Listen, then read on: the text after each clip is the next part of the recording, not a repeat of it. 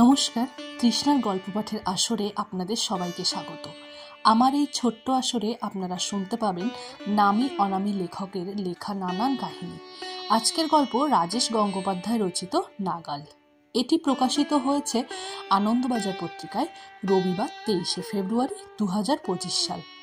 এই গল্পের নারী কণ্ঠে আপনারা শুনছেন তৃষ্ণা সামন্তকে, আর পুরুষ কণ্ঠে পাবেন আমার সহকারী শিল্পী সৌভিক শীলকে। চলুন আজকের গল্প শুরু করি। সন্ধে হয়ে আসার এই সময়টায় মন ভারী হয়ে আসে। কেন জানেন না উর্মিমালা। বিকেলের দিকে দিনের তাত কমে এলে তিনি এক কাপ চা নিয়ে বারান্দায় রাখা চেয়ারটায় এসে বসেন। সামনে বাধাহীন ধুধু অনাবাদি জমি, বিশাল ভেড়ি আর আকাশের সামিয়ানা, দূরে অট্টালিকার জঙ্গলের আবছা সেলুয়েট। অদূর ভবিষ্যতে এই চিহ্নটুকুও হয়তো আর থাকবে না। নগরায়নের খপ্পরে পড়ে হারিয়ে যাবে সব। বেলঘরিয়ার যে বাড়িতে বিয়ের পর এসে উঠেছিলেন, আজ উর্মিমালার সেই গৃহস্থ বাড়িটার কথা মনে পড়ে মাঝে মাঝে। বয়স হলে যেভাবে স্মৃতিচারণের ঝোঁক আসে সেভাবেই। সামনের ছোট্ট বাগানটায় অখিলেশ কত গাছ করেছিলেন। গন্ধরাজ লেবুর গাছটায় যে লেবু হতো, তীব্র গরমের দিনে জল দেয়া ভাত সেই লেবুর রস দিয়ে মাখলে বাইরে থেকেও সুঘ্রাণ পাওয়া যেত। জবা, কলকে, কাঞ্চন, এমনকি একটা শিউলি গাছও ছিল। বাগানে জায়গা কম পড়ে যাওয়ায় ছাদও দখল হয়ে গেল হরেক রকম টবে। বড় ভালোবেসে দোতলা বাড়িটা বানিয়েছিলেন। একমাত্র ছেলে অমিতেশের বিয়ে থা হলে একটা ভরা সংসার হবে, এই স্বপ্ন দেখা ছিল অখিলেশের প্রিয় শখ। উর্মিমালাও স্বামীর ভাবনা রেখা বরাবর চলতেই অভ্যস্ত হয়ে গিয়েছিলেন। সূর্য পড়ে এলো দিগন্তের ওই পারে। রাস্তার আলো, বিলবোর্ডের নিয়ন আলো জ্বালিয়ে শহর যখন অন্ধকারকে আর বিশুদ্ধ থাকতে দেয় না, সেই কৃত্রিমতা উর্মিমালার বড় প্রকট মনে হয়। তিনি ঘরে চলে আসেন, বই নিয়ে বসেন। আগে পড়া বইও আবার পড়তে পড়তে ডুবে যান গভীরে। কখনো ফোন করে অমিতেশ বা ওর অবাঙালি বউ মিত্রা। খুদে পাপাইকেও ঠাম্মির সঙ্গে কথা বলায় মিত্রা। উর্মিমালার ভালো লাগে, কিন্তু উনি বোঝেন প্রত্যাশা গাছের শিকড় অনেক দূর পর্যন্ত ছড়িয়ে রয়েছে। ইচ্ছে হয় পাপাইটাকে কোলে নিয়ে আদর করতে, সামনে বসিয়ে ওর আধো বুলি শুনে হেসে গড়াগড়ি যেতে। ও দুরন্তপনা করে কোনো কিছু ভেঙে ফেললো বা ছিঁড়ে ফেললো, আবার সেসব গুছিয়ে রাখতে। কিন্তু আজ এই সবেগে ছুটে চলার যুগে ইচ্ছেও তো ট্যাবলেটের মতো, নির্দিষ্ট ডোজ মিলেই গ্রহণ করতে হয়। বেশিও নয়, কমও নয়। উর্মিমালা অগত্যা একাকিত্ব থেকেই যাপনের যতটুকু রস শুষে নেওয়া যায় নিতে থাকেন। প্রবীর কাতর হয়ে বলেছিল, দাদা, এখান থেকে চলে যাওয়ার ডিসিশনটা ঠিক নয়। বর্ন অ্যান্ড বট আপ যেখানে, সেখান থেকে একটা অনাত্মীয় পরিবেশে গিয়ে মানিয়ে নিতে পারবে। রাত বিরেতে কোনো প্রয়োজনে কাকে পাবে? দাদা বা বৌদি মাঝরাতে ফোন করলে তুই তোর বাহন নিয়ে উপস্থিত না হয়ে থাকতে পারবি? অখিলেশ স্মিত হাসিতে একথা বলে প্রবীরকে থামিয়ে দিতেন। বাড়ি বিক্রি হওয়ার পর চলে যেতে সপ্তাহখানেক সময় চেয়ে নিয়েছিলেন অখিলেশ। বাগানের গাছগুলোর মধ্যে এমনভাবে গিয়ে দাঁড়িয়ে থাকতেন, বোঝা যেত ভেতর থেকে প্রকাণ্ড মন খারাপের একটা পাহাড় ঠেলে বেরিয়ে আসতে চাইছে, আর প্রাণপণে তাকে রুখতে চাইছেন অবসরপ্রাপ্ত অধ্যাপক নির্বিবাদী মানুষটি। যাওয়ার আগের রাতে উর্মিমালাকে বলেছিলেন, কেন চলে যাচ্ছি একবারও জিজ্ঞেস করলে না তো? উর্মিমালা উত্তরে বলেছিলেন, আজ পর্যন্ত তোমার সব সিদ্ধান্তেই সহমত পোষণ করেছি, আজও তাই করছি। কি আর জিজ্ঞেস করব? নিশ্চয়ই কিছু একটা কারণ আর তো আছেই। পাপাই এ বাড়িতে কোনোদিনও থাকতে আসবে না। অতিথির মতো মাঝে মাঝে আসবে ছুটি কাটাতে। সারা পাড়ার লোক আমাকে বা তোমাকে দেখা হলেই জিজ্ঞেস করবে পাপাই কবে আসছে, ফোন টোন করে নাকি সেটাও কমিয়ে দিয়েছে। এই প্রশ্নগুলো ওরা কেন করবে জানো? কারণ আমি কোনো দিন ওকে পাড়ার ছেলেদের সঙ্গে বৃষ্টিতে ফুটবল খেলতে দিইনি। সবার সঙ্গে মিলে সরস্বতী পুজো করার মজাও পাইনি ও। পেয়ারা বা কদবেল চুরি করে খাওয়ার অ্যাডভেঞ্চারও ওর অজানা। আর এর ফলেই ও একজন কমপ্লিট হিউম্যান বিইং হয়ে উঠতে পারেনি। প্রকৃতির সঙ্গে যার নারীর যোগাযোগ নেই, মা বাবার প্রতিও সে উদাসীন হবে। এতে আশ্চর্যের কিছু নেই। এ আমারই অযোগ্যতা।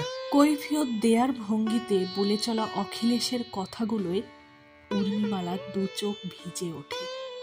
যেখানে যাচ্ছি ওখানে কেউ কারোর খোঁজে রাখে না। আমি আর তুমি জাস্ট একটা নাম্বার, 14C3/2।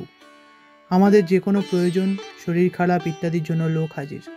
এই জন্য মাসে মাসে টাকা দিয়ে রেজিস্টার থাকতে হয় শুধু। অখিলেশকে বলায় পেয়েছে। উর্মিমালা বলেন, ঠিক আছে, যা হবে দেখা যাবে, এখন ঘুমোও একটু। অখিলেশ সে রাতে ঘুমোতে পারেননি। উর্মিমালা জানেন অখিলেশ যে কারণটা বলতে চাননি তা হলো ইস্টার্ন বাইপাসের ধারে ফ্ল্যাট হলে পাপাই এয়ারপোর্ট থেকে কম ধকলে পৌঁছাতে পারবে, যদি কখনো আসে। কিন্তু আমরা ভবিষ্যতের অনিশ্চয়তাকে সম্পূর্ণ নিয়ন্ত্রণে রাখতে পারি কোথায়? অখিলেশও পারেননি। পুরনো পাড়ার রায়বাবু চাছা ছোলা কথা বলার জন্য কুখ্যাত ছিলেন। অখিলেশকে দেখা হলেই বলতেন, ছেলে তো বিদেশে গেল, এবার 1,03,000 টাকা সরিয়ে রাখুন। অখিলেশ জিজ্ঞাসু দৃষ্টিতে তাকালে রায়বাবু ব্যাখ্যা দিতেন, আহা, বাপ মা গত হলে ছেলে তো আর চট করে এসে পৌঁছাতে পারবে না। P7-এ বডি রাখতে হবে, তার ব্যবস্থাও তো আপনাকেই করে রাখতে হবে নাকি? অখিলেশ হেসে ফেলতেন, রায়বাবুও। কিন্তু দুই বৃদ্ধের নির্মল হাসির ভিতরেও কি বিষণ্ণতার শীষের রং ঝিলিক দিয়ে যেত না? জন্মের মাটি থেকে বিচ্ছিন্ন করে গাছকে অন্য মাটিতে বাঁচানো সহজ নয়। অখিলেশ এখানে সবচেয়ে বেশি মিস করতেন রোজ নিজে হাতে বাজার করা। গোটা বাজার ঢুঁড়ে দেখে বেছে মনের মতো জিনিস নিয়ে বাজার থেকে ফিরতেন। এখানে 3 তলা থেকে ঝুলিয়ে রাখা দড়ি বাঁধা ব্যাগ, পরিমাণ বললে ভ্যান রিকশায় আনাজ বিক্রেতা ব্যাগে ভরে দেবে। ব্যাগ উঠে যাবে, আবার ওই ব্যাগেই দাম নামিয়ে দিতে হবে, যেন শুধু খাওয়ার জন্যই কেনাকাটা। তাছাড়া অখিলেশের বাগান বিলাস ব্যালকনির সব টপ কটায় যেন মিটছিল না। অমিতেশের আশা কমে গিয়েছিল, সেবার মিত্রার ডেলিভারি হবে। অখিলেশ উর্মিমালা যাবেন, সব ঠিকঠাক। হঠাৎ ধরা পড়ল উর্মিমালার গল ব্লাডার স্টোন অপারেশন করাতে হবে। ফ্লাইটের টিকিট ক্যান্সেল করতে বাধ্য হয়েছিলেন অখিলেশ। অনেক পরে অখিলেশ ছেলেকে বলেছিলেন, পাপাইয়ের মুখে ভাতের কথা কিছু ভেবেছিস? অমিতেশ হেসেছিল, ও বাবা, একই দিনে আমার আর মিত্রার ছুটি অ্যাডজাস্ট করা নেক্সট টু ইম্পসিবল। ডাক্তার যেভাবে বলেছেন সেভাবে ওর ডায়েট চেঞ্জ করেছি। তোমরা একবার চলে এসো না, একটা গেট টুগেদারও হয়ে যাবে। অখিলেশ বুঝেছিলেন টান আলগা হয়ে গেছে।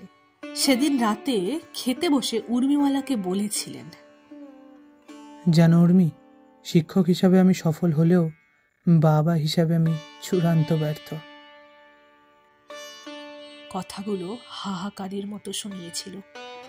ওপাড়া থেকে মাঝে মাঝে কেউ এলে অখিলেশ শিশুর মতো খুশি হয়ে যেতেন। উর্মিমালা ভাবতেন এই সংস্রব ছেড়ে আসায় যে ভুল হয়ে গেছে তা সংশোধনের আর কোনো উপায় নেই। যেদিন অখিলেশ মারা গেলেন সেদিনও সকাল থেকে সব স্বাভাবিকই ছিল। পেনশন তুলে ব্যাংক থেকে ফিরতে ফিরতে একটু দেরি হয়ে গেছিল। দুপুরে খাওয়া দাওয়া করে একটু গড়িয়ে নিচ্ছিলেন অখিলেশ। সন্ধে হয়ে যাওয়ার পরও উঠছেন না দেখে উর্মিমালা ডাকতে গিয়ে গায়ে হাত দিয়েই চমকে উঠেছিলেন। বিজ্ঞানের অবসরপ্রাপ্ত স্কুল শিক্ষিকা বুঝেই গিয়েছিলেন অখিলেশ আর নেই। প্রচন্ড কান্না পেয়েছিল, কিন্তু তার চেয়েও বেশি উদ্বেগে স্তব্ধ হয়ে ফোনটা হাতে নিয়ে ডায়াল করেছিলেন প্রবীরের নাম্বারে। সোদপুরে ছোট ভাই বিমল ও দেওরপো অনিলেশকেও ফোন করে জানিয়েছিলেন। অনেক পরে মনে পড়েছিল অমিতেশকে জানানো হয়নি। অমিতেশ কাজের আগের দিন মাঝরাতে এসেছিল, কাজের পর দিন ভোর রাতেই ফ্লাইট। অমিতেশ কর্তব্যটুকু করেছিল। মিত্রা ফোন করে সহমর্মিতা জানিয়েছিল, ব্যাস মায়ার বাঁধনের এই গণ্ডিটুকু পেরিয়ে উর্মিমালা একা হয়ে গেলেন। আত্মীয় স্বজনরা কেউ বলেননি, দিদি আমার বাড়িতে কদিন থাকো, বা কাকিমা আমাদের ওখানে চলো। উর্মিমালা প্রত্যাশাও করেননি।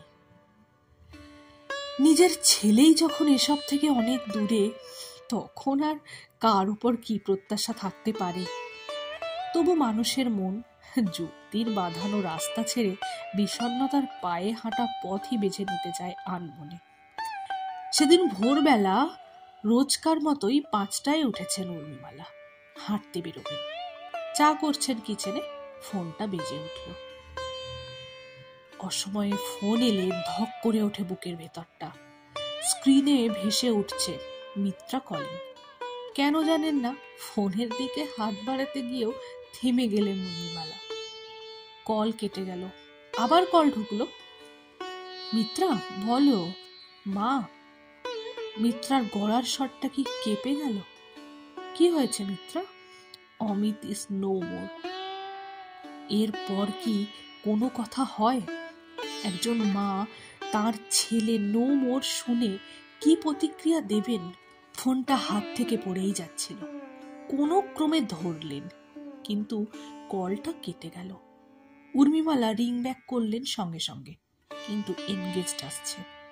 কিছুতেই কল কানেক্ট হচ্ছে না। স্মৃতিরা হইচই করে ছুটে আসছে চোখের জল হয়ে। এক জীবনের সব ধকল পেরিয়ে যাওয়ার জন্য কতখানি শক্তির প্রয়োজন উর্মিমালা জানা নেই। এক অতিকায় শূন্যের ভিতর তাকে যেন কেউ বসিয়ে রেখে গেল। এই অনন্ত প্রতীক্ষার শেষে কি আছে তিনি জানেন না। নিথর হয়ে আসা বোধের ভেতর নিঃশব্দ পতনে ঝরে পড়ছে এক একটি পাতা। গাছের তো দুঃখ প্রকাশের আর কোনো উপচার নেই।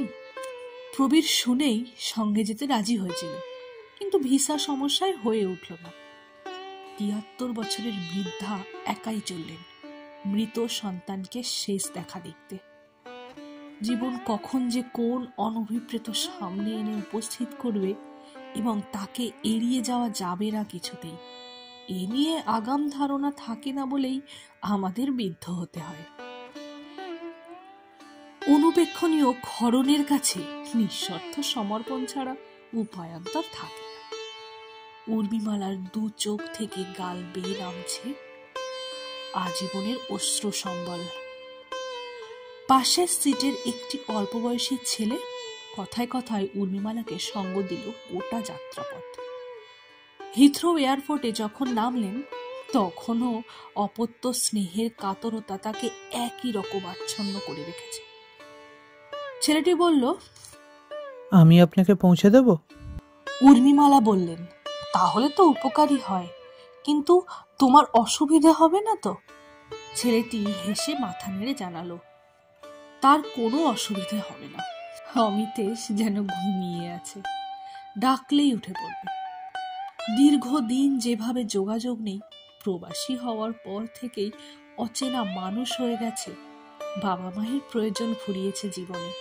কোনো ক্রমে একটা বাৎসরিক ঢুমারা, সবকিছু মর্মভেদী শোকের সামনে খড়কুটোর মতো ভেসে গেল। আর মা বলে ডাকবে না তার আত্মজ। উর্মিমালা ভেঙে পড়লেন বাঁধ ভাঙা কান্নায়। ভেজা চোখে মিত্রা এসে পিঠে হাত রাখল শাশুড়ি। ওদের বিদেশি প্রতিবেশীদেরও চোখ ভিজে উঠেছিল।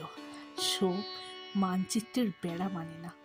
মা, আপনি চাইলে এখানে পার্মানেন্টলি চলে আসতে পারেন। মিত্রার কথা শুনে বিশ্বাস করতে পারছেন না উর্মিমালা।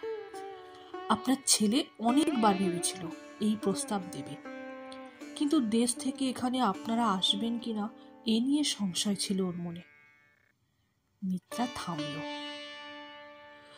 উর্মিমালা মনে মনে বলেন, থামলে কেন মিত্রা? বলো, আজ তোমার কথা শুনি প্রাণ ভরে। কিছু মনে করবেন না মা, আপনাদের বাঙালিদের মধ্যে একটা পিকিউলিয়ার প্রেজুডিস আছে। ছেলেকে এইরকম লেভেলের এডুকেটেড বানালেন, তার টেরিটরি হয়ে গেল হোল ওয়ার্ল্ড। কিন্তু যখন সে নিজের কেরিয়ার নিয়ে অকুপাইড হয়ে পড়ল, ব্যাস, আপনাদের মনে হতে লাগলো ছেলে বড় হয়ে গেল। উর্মিমালা চুপ করে শুনছেন মিত্রার কথা। আপনার ছেলে আপনাদের খুব মিস করতো মা। আমার হাজবেন্ড পাপাইয়ের ড্যাড হওয়ার পরও ও আপনাদের একমাত্র ছেলে, এটা কখনোই ইগনোর করতো না। হয়তো আপনারা অ্যাকম্পানি দিলে ও ড্রিঙ্কস করাটা কম হতো বা হতোই না। স্ট্রেস কমাতে অল্প থেকে এই যে লিমিটলেস হয়ে যাওয়া, এবং এজন্য আমার ছেলেটা এই বয়সে যে গ্রেট লস ফেস করছে, এটা নাও হতে পারত। মিত্রা কি অ্যাকিউজ করছে আমাকে, অখিলেশকে? ভাবছিলেন উর্মিমালা। পরক্ষণেই তার মনে হলো, ছি, এই সময় একজন স্ত্রী তার মানসিক যন্ত্রণা শেয়ার করছে, আর আমি স্বার্থপরের মতো অন্য মানে খুঁজছি। অনু তো আমারও ছেলে। উর্মিমালার মনে হলো, আত্মপ্রতিষ্ঠিত একজন নারী হওয়া সত্ত্বেও জীবনে কোনোদিন তিনি অখিলেশের বিরুদ্ধে কোনো কথা বলেননি। আজ বুঝতে পারছেন, কয়েকটি ক্ষেত্রে অন্তত বলা উচিত ছিল। সবাই একসঙ্গে থাকলে কে বলতে পারে তাকেও একের পর এক এই ধাক্কাগুলো পেতে হতো না। অখিলেশ চলে গেলেন, অমুও চলে গেল, সব যন্ত্রণা তো তার একারই না। এবার অন্তত তিনি মনের ডাকে সাড়া দেবেন। তিনি মিত্রা পাপাইয়ের সঙ্গে থাকবেন। এভাবে গিটগুলো খুলে যেতে থাকলে এমন একদিন আসবে যেদিন আর অর্জন বলতে কিছুই থাকবে না, সবই বিসর্জনে চলে যাবে। যতটুকু আটকানো যায় চেষ্টা করে দেখাই যাক না। আমি এখানে চলে আসবো মিত্রা, তুমি ব্যবস্থা করো, দৃঢ় গলায় বললেন উর্মিমালা। আমি সব ব্যবস্থা করে নিজে গিয়ে আপনাকে নিয়ে আসবো মা। ওখানকার প্রপার্টি সেল করব না, কলকাতায় আমাদের একটা শেল্টার থাকুক। উর্মিমালা মাথা নেড়ে সায় দিলেন। আজও উর্মিমালা দিন গুনছেন। এই বুঝি মিত্রার ফোন এলো।